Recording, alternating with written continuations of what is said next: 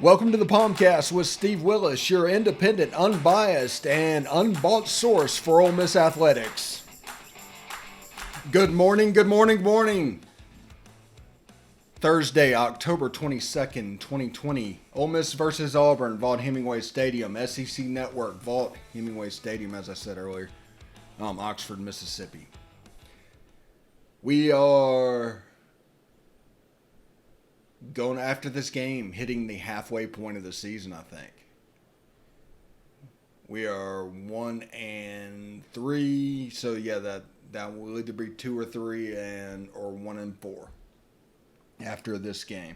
So it's a big game, and our love for college football is halfway over. So enjoy it. It's a long time until it comes back again. Although there won't be a situation, I don't think, other than a very short-term targeted announcement that they would shut anything down. So we're not really in danger of losing weight training, spring practice, fall camp. None of those things are in jeopardy, I don't believe. Now, it could come back this time and be worse than it was, and then we have to react accordingly. But right now, it's coming back with pretty much a vengeance. It's hitting all the states down here. And we just need to be careful. Wear your mask. Stay away from people. Treat every person like they're a biological weapon. That's the only way to get through this.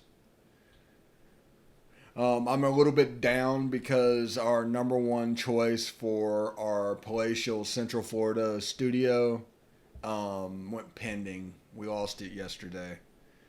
So we're still looking. We should have something hopefully within the next month or two.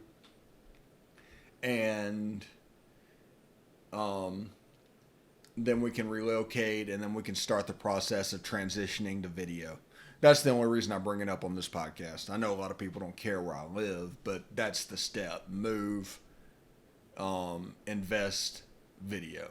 So hopefully March is what we're looking at, because we're going to take our time. I've already built the wireframe and some of the graphics, but I'm going to take our time building out this show because it warrants it. And you deserve a good product even though you don't pay anything for it. So we want to make it look as close to TV as we can. And we have other stuff available that we're going to try and, for lack of a better word, infect other podcasts. Not affect, infect. And once that spreads, we can really start to do some good. Remember, our point is we're going to grow the fan base. We're going to concentrate on 12 to 30 in the age range, and we're going to be all over social media, all over YouTube, and we're going to provide content for free. We're not going to paywall. We're not going to make access more difficult. So hopefully you get a couple of those young kids that are looking to follow Ole Miss, and that avenue becomes available, and we just kind of go forward. So that's kind of cool. I'm very excited about that.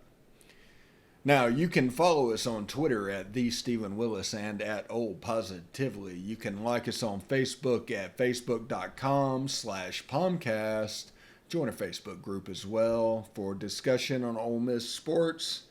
We're also on YouTube at Positively Ole Miss. Hit the bell for notifications. That will serve you well when you forget about it 5 months down the road. And join us on Twitch at Positively Ole Miss, all one word. Like I said, it's for the young people, and this is what we want to do. We want to make sure information is free. There's no boundaries to access, and allow those heartstrings to kids to tug, so we don't see hopefully the massive attendance decline. So you see it dropping everywhere. It's because of the paywall to the information. It's because of the access to being a fan. Now, it probably looks like and sounds like every 28-year-old is a fan and everything is business as usual and they're just blaming it on the kids. No, it's access to information. They have better things to do, and if you provide a barrier such as a paywall, they will leave. And they will go do something else because there's free stuff available for everybody. So that's really what this show's all about. Free access to Ole Miss information and analysis. For people that don't know, I went to Ole Miss. I lettered at Ole Miss. I'm on the Letterman's Walk. If you can find my name and snap a picture and put it in the Facebook group, I'll be impressed. And I also had an office in the Manning Center. So I went to school there. I contributed there and I worked there. There's nobody that's going to have a resume even similar to that covering Ole Miss sports. So I do have the ability to provide this that a lot of people don't have. A lot of people have a job and they're so worried about their kids and everything, and that stuff doesn't bother me. It doesn't affect me. So I'm able to do this. And there's 1,000 different things I can do better than spending my time doing this. But I love this. And this is what I want to do. And we're not going to make it about money. That's not an issue. Let's make it about the content. And let's make it about Ole Miss at a level that lifts it up, that provide hopes. We're coming from a program area, not a game area. We're not going to be prisoners of the moment. If you notice, we're not still harping on the 6 interception game at Arkansas. And we've brought up that Archie Manning in 1968 versus Tennessee threw 6 interceptions. And there could be no Jackson Massacre or Archie Who or Mule Game without that 6 interception game. There's a path.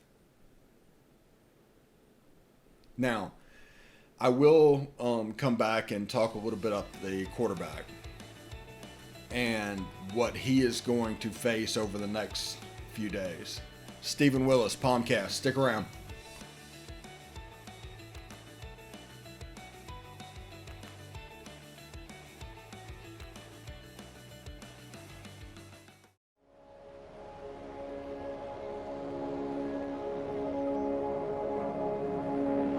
Only 10% of us get enough daily exercise.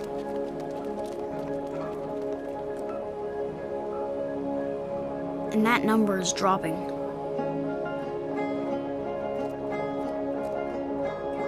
Nearly 30% of us are overweight or obese.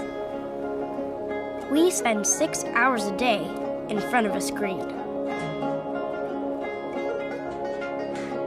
As a result, we now have a shorter life expectancy than our parents. But give us the right start in sports, and we'll never stop. Learn how at active4life.ca. Hey, this is Stephen Willis from Positively Ole Miss. We're almost done with this break. We'll be back with good information quite soon. The military has been in every generation of my family, and so has VA. It wasn't easy for my dad after Vietnam, but VA helped him and my mom get the home they'd always wanted. My grandpa's been coming to VA since World War II. They even helped him lay to rest one of his battle buddies from Normandy. And me, I followed in their footsteps and served with pride. And now that I'm out of the military, the GI Bill's helping me with school. Every generation of my family has served, and VA has served us all. Palmcast, Stephen Willis, October 22nd. Good morning, everybody. I hope you are all doing quite well. Now, I want to talk a little bit about the quarterback because mentally, I mean, it has to be really tough for a quarterback to throw 6 interceptions and bounce back from that. I can't imagine, but it probably is the hardest mental hurdle in sports. Because, I mean, you're just exposed. Everybody can see it. And you're going through that. So if you're not strong mentally, it can break you. Now, what does that look like? Well, if he does not bounce back and he continues down this road and it becomes a problem, he will lose the quarterback job. That is almost certain. Now, if he bounces back, which I think he's going to do, if he bounces back and gets everything going, he's going to be a better quarterback for what happened in Fayetteville. Now, everybody's upset about what happened in Fayetteville, and that nobody's trying to defend that. But people that are looking at this as a prisoner of the moment type thing, where they take the data point and they go out into infinity, you probably hear that on a lot of news, a lot of media people doing that, showing their weakness and looking at analysis. You really can't do that. You can't be negative. You've got to take that data point and it's either above or below. There's no staying the same. Coach Cut used to tell us that every day you either get better or get worse. There's no such thing as staying the same. And that kind of stuck with me, obviously, if I'm saying that now. But, yeah, that was definitely one of Coach Cut's things. And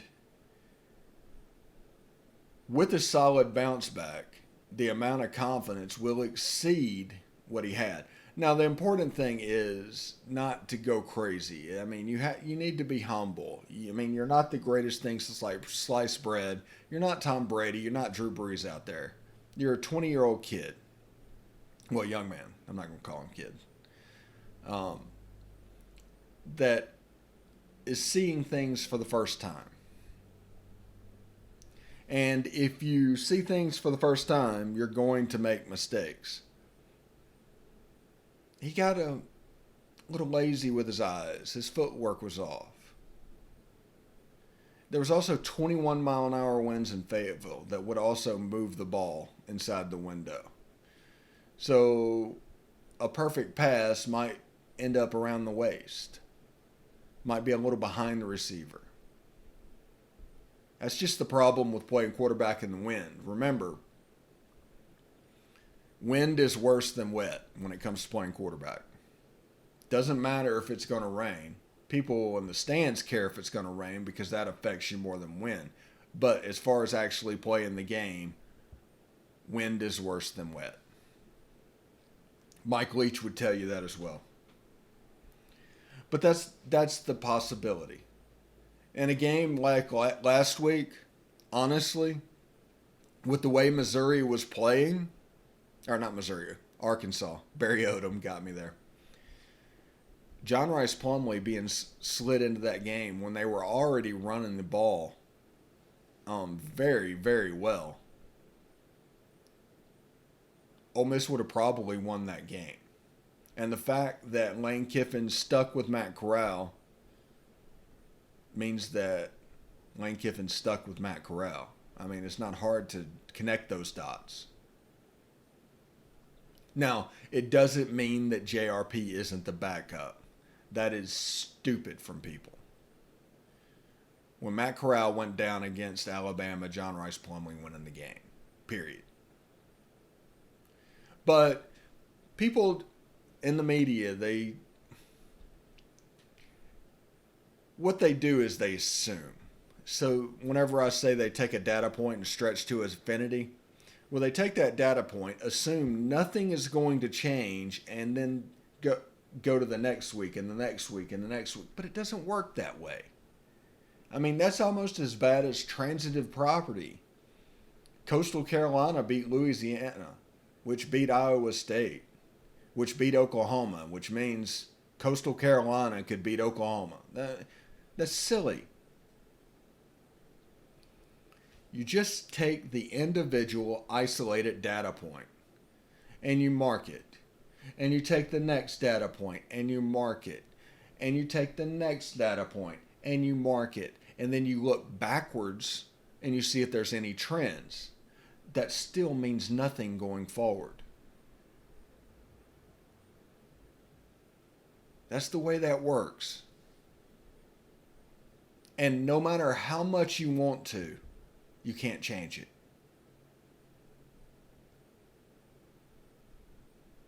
No matter how much you need that for your analysis, you can't change it. Every game is an isolated moment, a data point. It can't go to the forward. It can't go right. It can only go left. And you can look back at for trends. Like Elijah Moore has 42 catches for 575 yards through 4 games. The trend is they're going to use Elijah Moore. I mean, it doesn't take much to figure that out.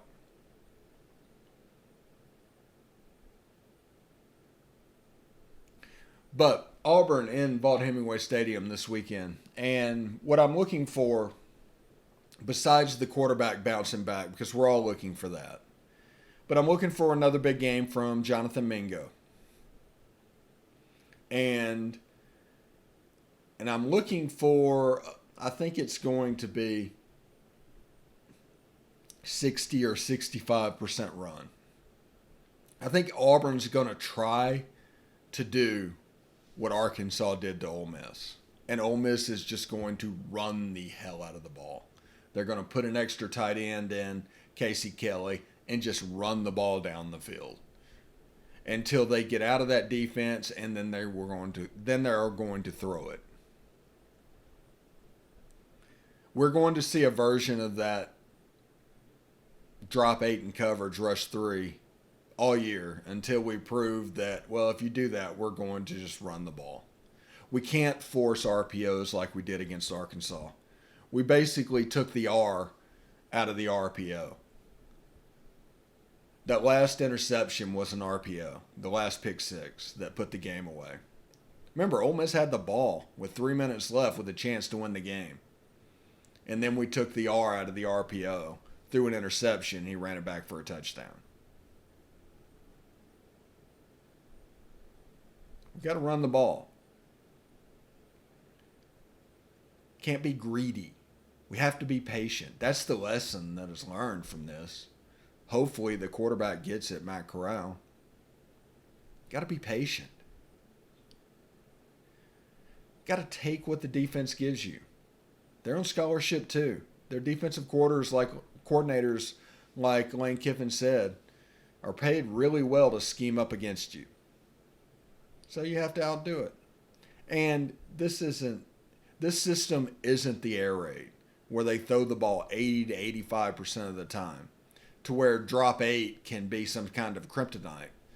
No, this is the Baylor Lane Kiffin system where if they just run the ball, they'll just run them out of it, and it'll be a track meet on the ground this year. Because I hate to break it to them, but R5 can block their 3, especially in the run game. And we have a lot of stuff in the run game. So, also expect some running trick plays for hyper-aggressive teams. And I expect to see more screens if they're going to play man. Now, we have a lot of man coming up. We have LSU, they're a big man team. Auburn's a big man team. I don't know about State. I haven't paid attention very much to their defense. A&M's a zone team, and Carolina is a man team. So we have 3 man teams left, 2 zone teams. We'll call State a zone team for the sake of this conversation coming up. So that's going to affect the way that we game plan and the way we do it.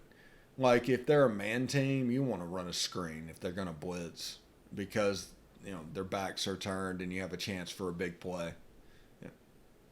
if they're a zone team and dropping 8, they're just looking at the guy going out to catch the ball, and you're not really rushing the quarterback, and they can come up and tackle. It is probably a 4 or 5 yard game, but we have to be okay with accepting that, by the way. A 4 or 5 yard gain is okay. You can't complete a 30-yard pass every time. And we will be all right. Like I said, I think Matt Corral is going to bounce back after Fayetteville. And I think he's going to play really well. And the benefit of what happened in Fayetteville is going to pay dividends in the coming weeks and years for not just Matt Corral, all those sophomores. Remember, the eligibility clock doesn't count. I mean, they'll all be sophomores next year. Now, you can go pro. Like Matt Corral, I think, is scheduled to be next year a 4th-year sophomore, which would be his senior year.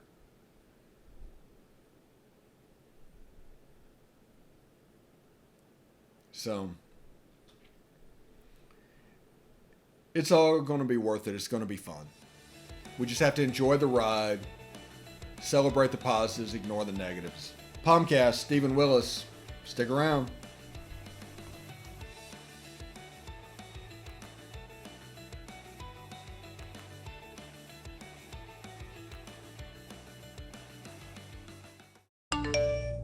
You want to answer that, don't you? I bet it's just killing you seeing the soft glow just inches away. Someone wants to tell you something or ask you something. Oh, come on, answer it already! Just so we're clear, that wasn't my fault. Next time, ignore your inner voice. Don't text and drive. A message from Florida's trusted choice independent insurance agents. Hey, this is Stephen Willis. I just want you to stick around a little longer. We're going to get back to the podcast right after these messages. Tonight, nearly 40,000 veterans across the country are homeless. These men and women have pledged to serve our nation, and now we must serve them. Landlords across the country have helped make significant progress in reducing veteran homelessness by making housing available, but there is more that we can do to bring our veterans home. Visit www.va.gov/homeless to see how you can get involved. And if you are a veteran and you are experiencing homelessness, please call 877-4AID-VET. Thank you. Palmcast, last segment of the day. Ole Miss versus Auburn, Vaught Hemingway Stadium, Oxford, Mississippi, 11 a.m. Tom Hart, Jordan Rogers, Cole Kublik in the gang doing the SEC Game of the Week, SEC Network treatment on Ole Miss. There's no night game on the SEC Network Saturday, by the way, because there's only 4 SEC games. There's 2 on the SEC Network, the Ole Miss game at 11, and Kentucky at Mizzou at 3. And then you have the CBS game, Alabama and Tennessee, and then it closes out on ESPN at night with LSU versus South Carolina. And LSU is kind of going through some stuff, and I want to talk about that at the moment. They are accused. Well, they're not just accused. They pretty much proved that they did it because the FBI files have it there. It's normal evidence that they paid Vidal and Alexander $180,000. That's what I call pay for play.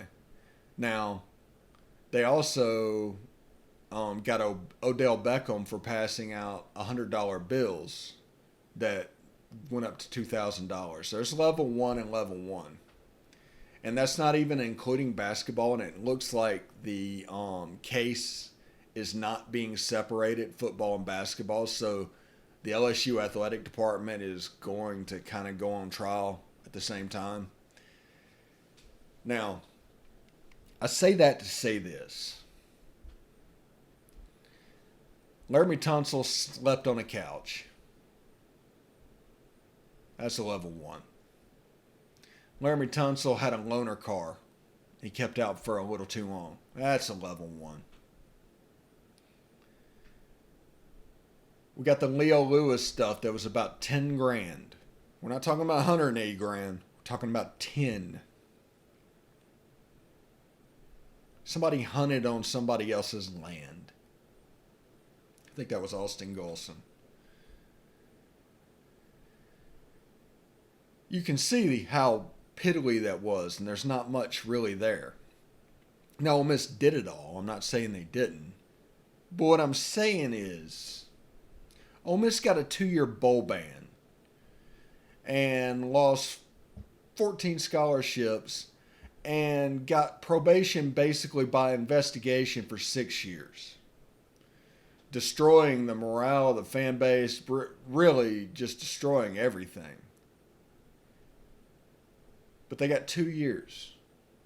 So, at a minimum, because of this, is going to be worth so much more than the Ole Miss one. I'm not saying you give them a 3-year bowl ban, but they need a 2. They need a 2-year bowl ban. In the sake of fairness. Because what they did is so much worse. I'll put it like this. Ole Miss got caught speeding. They were going 95 miles an hour in a 70-mile-an-hour zone. That's pretty fast. And if you're going 95, people are going to notice, and you're going to get a ticket, and you're going to get caught. But that's a surefire way to get caught. LSU's doing 130. They just don't care. They built this up in a way that they just don't care. And they need to be punished accordingly. That's not even counting the Will Wade basketball stuff. I mean, we need to add a level 1 that has lack of institutional control, and there might need to be a level 1 above that. That would be what LSU fits in. But as bad as what Ole Miss did was, and Ole Miss broke rules. They did that. They got what they really deserved. But if Ole Miss got what they deserved, LSU needs to get what they deserve. You can't have any type of secondary punishments, haves and have-nots, or a sliding scale. You can't do that. This case will be about the credibility of the NCAA, probably more than any other. You have one set of rules that if you break, you get absolutely hammered and we try to destroy you, like Ole Miss got. You can't let LSU off whenever they self-imposed, 8 scholarships and banned Odell Beckham. Oh, yeah, that's good for level 1s. No. I don't think so. And they also, just so everybody knows, there's like level 1 and level 2 and level 3 violations. And also inside those violations is like mitigating something in an extreme. The things came out that were level 1 violations that we know about that forced LSU to self-impose. They listed them as mitigating. $180,000 as mitigating. That is hilarious. And there is pretty much a set of brass cojones for anybody trying to do that. That's impressive. That really is impressive. And they just, if they don't get a 2-year bowl ban, and honestly, March Madness for a couple of years should be gone as well. You're doing it wrong. Now, they're going to the independent council. They're not going to the committee infractions because of the new rule related to basketball, but they're going to hear both. All right, everybody. That's it for Thursday. Palmcast, Steve Willis. I'll see you tomorrow.